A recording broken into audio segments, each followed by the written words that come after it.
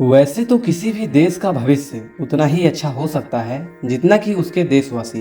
लेकिन समाज में कुछ ऐसे भी कारक होते हैं जो देश को लोगों के अलावा भी प्रभावित करते हैं। उन कारकों में सबसे प्रखर भूमिका मीडिया की होती है। मीडिया का मूल उद्देश्य सभी बातों को समाज के सामने बिना डरे हुए, बिना किसी भेदभाव के समान रूप से रखे। लेकिन वर्तमान में भारतीय मीडिया चंद पैसों के लिए अपने जमीन को बेचती हुई नजर आती है। आज इसी भारतीय मीडिया के एक ऐसे चेहरे को बेनकाब करेंगे जो एक सभ्य समाज के ऊपर कलंक बनता जा रहा है। तो नमस्कार दोस्तों, मेरा नाम है अनुराग। स्वागत है आपका हमारे YouTube चैनल में। मीडिया जहां स्वयं ही समसामयिक मुद्दों पर समय समय पर विस्तृत चर्चा करती थी, वहीं आज के समय में मीडिया खुद ही एक चर्चा का विषय बन चुकी है। मीडिया के महत्व को देखते हुए इसे फोर्थ पिलर यानी कि चतुर्थ स्तंभ कहा गया है। लेकिन आज मीडिया मात्र सूचना देने और घटनाओं का विश्लेषण ही नहीं करती, बल्कि समाज और रुचि को दिशा देने और बदलने के गंभीर कार्य में भी लगा है। यह मात्र राजनीतिक विचारधाराओं के प्रचार तक ही सीमित नहीं रह गया है। संस्कृतियों और सभ्यताओं को नया अर्थ और दिशा देने, उनके मूल्यों और परंपराओं को बदलकर उन पर नया या कहना चाहिए नव साम्राज्यवादी मूल्यों को थोपने के सर्वाधिक विनाशक कार्य में लगा हुआ है। वर्तमान में देखें तो मीडिया अपने मुख्य भूमिका से कोसों दूर नजर आती है, या किसी भी खबर को इस प्रकार से मैनिपुलेट करती है कि आपको उसके ऊपर तनिक भी शक नहीं हो पाएगा और वह धीरे धीरे ही आपके विचार को परिवर्तित कर देगी। आप यदि न्यूज चैनल को देखें तो पता चलता है कि टीआरपी के लिए कोई कितना नीचे गिरा जा सकता है, या भारतीय मीडिया और उसके दलाल एंकर से अच्छा और कौन प्रदर्शित कर सकता है। समाज में मीडिया एक ऐसी स्थिति पर है कि वह जब चाहे, जहां चाहे वहां की माहौल खराब कर सकती है। मीडिया की पहुंच सीधा समाज तथा उसके लोगों तक होती है। इसीलिए वर्तमान राजनीतिक में बड़े बड़े पद पर मौजूद लोग मीडिया का इस्तेमाल करते हैं। किसी भी राजनेता या पार्टी की इमेज बनाना या खराब करना मीडिया के बाएं हाथ का खेल होता है। इसका ज्वलंत उदाहरण राहुल गांधी जी हैं। विपक्षी पार्टियों पर आरोप लगता रहा है कि सोशल मीडिया के द्वारा राहुल गांधी जी को पप्पू बना दिया गया। आपको पता होना चाहिए कि यदि कोई भी खबर समाज में दौड़ गई तो उस व्यक्ति पर बहुत बुरा असर पड़ता है। वर्तमान में भारत की दलाल मीडिया को यदि गौर से देखा जाए तो पता चलता है कि जैसे स्वयं ही किसी पार्टी की सदस्य हो। जिस पार्टी से तगड़ा पैसा मिला उसी के लिए काम शुरू। समाज में बिका हुआ पत्रकार और वैश्या दोनों में बहुत अंतर नहीं होता, बस वैश्याओं की इज्जत थोड़ा ज्यादा होता है। कभी कभी तो न्यूज वाले हद तो तब कर देते हैं जब किसी राजनेता को हीरो की तरह प्रदर्शित करने लगते हैं। ऐसा लगता है जैसे यह समाज को विश्वास दिला रहे हो कि इनका जन्म ही आप लोगों के उद्धार के लिए हुआ हो। भारतीय मीडिया वर्तमान में इतना पक्षपात क्यों कर रही है? तो इसका उत्तर है अपने आप को और नीचे गिराने के लिए। राजनीतिक पार्टियां ही सबसे बड़ी कस्टमर होती है किसी न्यूज चैनल की। केवल बीजेपी ही 432 प्लस करोड़ रुपए अकेले ही विज्ञापनों पर खर्च किया है। आपको तो मणिपुर की घटना याद ही होगी, कितना बड़ा विभत्स यह उपद्रव रहा था। लेकिन गोदी मीडिया ने कभी भी इसको ठीक तरीके से लिया ही नहीं और ना ही ठीक तरीके से दिखाया। छोटा मोटा न्यूज हेडलाइन बनाकर रख दिया। 2 महिलाओं को निर्वस्त्र करके पूरे मोहल्ले में घुमाया गया। लेकिन भाजपा की सरकार केंद्र और राज्य दोनों में थी।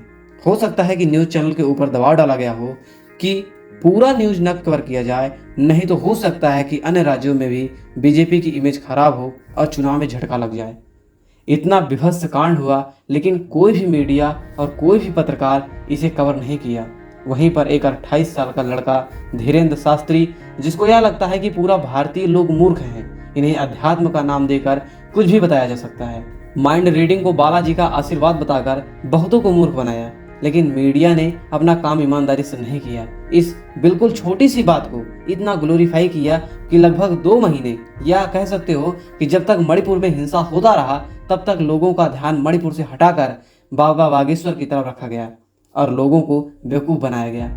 इसी प्रकार से जहां सत्ताधीन पार्टियों के मूर्खों की बातों को पूरा दिन दिखाने वाली यह मीडिया राहुल गांधी के भारत भ्रमण दिखाने का समय तक नहीं पाई, वहीं पर न्यूज वाले इतने गिर गए कि इसको भी निगेटिव की तरह दिखाने लगे। हरियाणा में एथलीटों ने इतना बड़ा धरना प्रदर्शन किया, लेकिन इस नाजायज मीडिया ने सरकार से एक भी प्रश्न नहीं पूछ सकी। जिस दौर में मनीष सिसोदिया, संजय सिंह और केजरीवाल, जिनका कोई भी अपराध साबित ही नहीं हुआ है, आज लंबे समय तक जेल काट रहे हैं। लेकिन वहीं पर भारत को गोल्ड दिलाने वाली भारतीय एथलीटों के साथ रेप के आरोपी ब्रजभूषण शरण सिंह को एक दिन के लिए भी हिरासत में नहीं लिया गया। इसको मीडिया ने कोई भी महत्वपूर्ण टॉपिक समझा ही नहीं। मीडिया की एक जवाबदेही होती है कि समाज में जो भी हो रहा है उसे पूरे समाज के सामने यथावत रूप में रखे। लेकिन भारतीय मीडिया इतनी गिर चुकी है कि केजरीवाल को जेल में कौन सा आम खाने को मिल रहा है यह पता है, लेकिन मणिपुर के लोग कब से भूखे हैं इन्हें यह बिल्कुल पता नहीं है। वर्तमान में राजनीति में कोई भी पार्टी यदि मीडिया के साथ सही समन्वय नहीं बना पाई तो वह जीत ही नहीं सकती। मीडिया इसमें किसी भी पार्टी को जिसे चाहे उसको जनता के सामने हीरो बना दे तथा जिसे चाहे उसका इमेज खराब कर सकती है।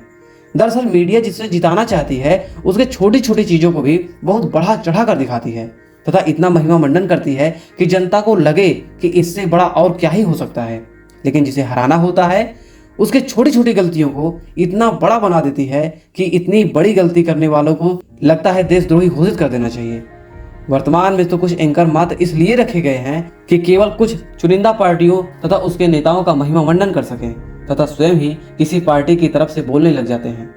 जहां पर इन्हें तुलनात्मक दृष्टिकोण अपनाना चाहिए वहीं पर ये लोग अपने गिरेपन के कारण किसी खास पार्टी के केवल कमियां ही दिखाने में लगे रहते हैं। दलाली करते करते कब तलवा चाटने लगते हैं पता ही नहीं चलता।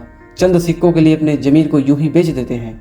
मीडिया को तो हमेशा सरकार विपक्ष में होना चाहिए जिससे सरकार पर दबाव बन सके तथा वे सही काम कर सकें। समाज में हो रहे भ्रष्टाचार लूटखोरी के प्रति सरकार को सजग कर सकें। लेकिन आज इसका सब उल्टा देखने को मिलता है। मीडिया सरकार की रखेल बन चुकी है। जब चाहे जो चाहे उस न्यूज को हाईलाइट कर दे तथा जिस न्यूज को चाहे उसे दबा दे, चाहे पूरा देश ही क्यों ना बुरा मानता हो। जिस समय में दुनिया इतनी तेजी से बदल रही है वहीं पर समाज में मीडिया की भूमिका भी बदलनी चाहिए। लेकिन नहीं, इन्हें तो रील दिखाने से ही छुट्टी नहीं मिल रही है। हमें चाहिए कि इन जैसे मीडिया प्लेटफॉर्म जहां से हमारे समाज को नकारात्मक प्रभाव दिखाई पड़ता है उन सबको बाइकआउट कर देने चाहिए, जिसे इन सबको पता चले कि यहाँ समाज हमारे किए की सजा भी दे सकता है। सोशल मीडिया प्लेटफॉर्म से इन सबको अनफॉलो करने की आवश्यकता है, जिससे इनको यह पता चले कि यह समाज ना ही अंधा है और ना ही बहरा। वर्तमान में मीडिया की जो स्थिति है उसमें केवल पूरा दोष मीडिया वालों को ही दे देना ठीक नहीं लगता। हमारे राजनेता जो कि उच्च पदों पर बैठे हैं उनका भी योगदान कुछ कम नहीं है। वैश्विक परिदृश्य में देखें तो प्रेस स्वतंत्रता सूची जारी होती है, उसमें भारत की स्थिति 180 देशों में 159वें नंबर पर है। यानी यहाँ पर प्रेस की स्वतंत्रता ठीक नहीं है। जब प्रेस के ऊपर प्रतिबंध लगा दिया जाएगा तो उसका धंधा स्वाभाविक ही है कि चौपट हो जाए। यदि कोई न्यूज चैनल चाहे कि वह सरकार के विपक्ष में बोले तो हो सकता है कि उसे खरीद लिया जाए, जैसे एनडीटीवी को। यदि कोई एंकर सरकार के विपरीत जाता है तो न्यूज एजेंसी पर दबाव डालकर उसको बाहर निकलवाया जा सकता है, जैसे रवीश कुमार को। और साथ ही साथ यदि चैनल का मालिक ना निकालना चाहे तो एडवर्टाइजमेंट सरकार बंद कर देगी, जिससे इनको बहुत बड़ा घाटा पड़ेगा। तो स्वाभाविक ही है कि कोई भी न्यूज का मालिक अपने पैरों में कुल्हाड़ी नहीं मारना चाहेगा। क्यों? क्योंकि ईमानदारी एक महंगा शौक है, ये सबकी बस की नहीं होती। जय हिंद।